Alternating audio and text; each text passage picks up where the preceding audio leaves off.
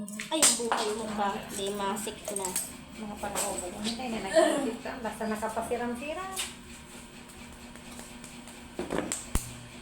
Kaya kumangayin ko na kung pabayaan ko ah.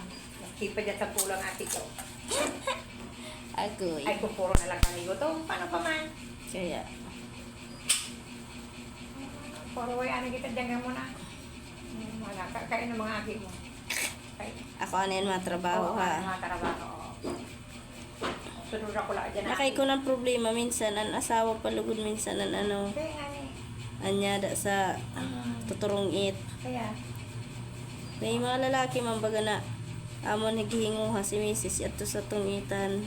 Yun ang kapatala. Diyos ko. Nakatabi ako ng kapatala.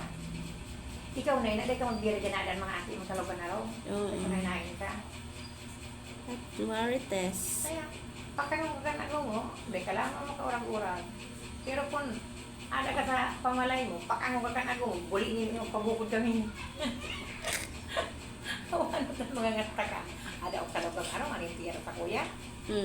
Tapos araw-araw mo ka, aba daw. Pili. Di ko, taro man talaga na galgalera. Tama man ito. Pero sa kuya, di ako pili pagkurkastahan. Buliin na. Sabi ko sa mo, parang Lain ka man talaga.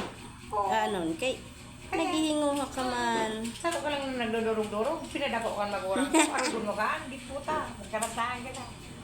Ang ulo pinanagong mo. Kabuang sa lima. Ako ihiluwas ko yun na kay ang lalaki, kung di mo na paghiluwason, ay, kami gurang na kami, oo.